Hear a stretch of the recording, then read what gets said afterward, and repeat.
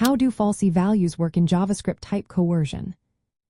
Imagine you're trying to decide if a light switch is on or off, but instead of just on or off, you get a bunch of different signals. In JavaScript, some values are like that. They can be true or false depending on how the language interprets them. These special values are called falsy values because they convert to false when JavaScript needs a true or false answer. There are exactly 6 main falsy values. The first one is false itself, which is the Boolean value representing no or off. The second is 0, which is the number 0, often used to representing nothing or absence of quantity. The third is an empty string, written as 2 quotes with nothing inside, meaning no text. The fourth is null, which means no value or nothing at all. The fifth is undefined, which shows that a variable has not been assigned any value yet. The last one is nan, which stands for not a number, used when a calculation or conversion results in an invalid number. When JavaScript expects a true or false, like in an if statement, it automatically converts whatever value you give it into a Boolean. If the value is one of these 6, it becomes false.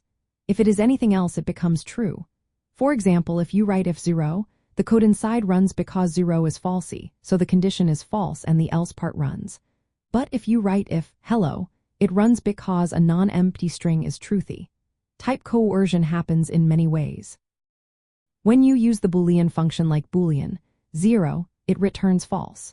When comparing with double equals like 0 is equal to false, JavaScript converts both sides to a common type before checking. In this case, false becomes 0, so the comparison is true.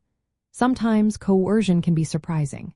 For example, an empty array written as is truthy, but when JavaScript tries to convert it to a primitive, it becomes an empty string, which is falsy. Arithmetic operations like subtraction or multiplication automatically convert strings to numbers.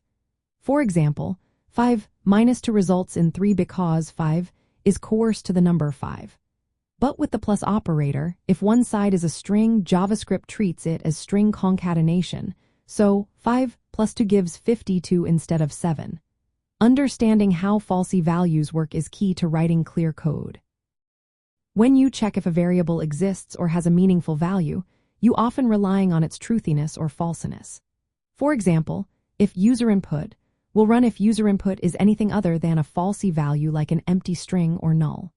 Remember, these 6 falsy values are special because they turn into false in Boolean contexts.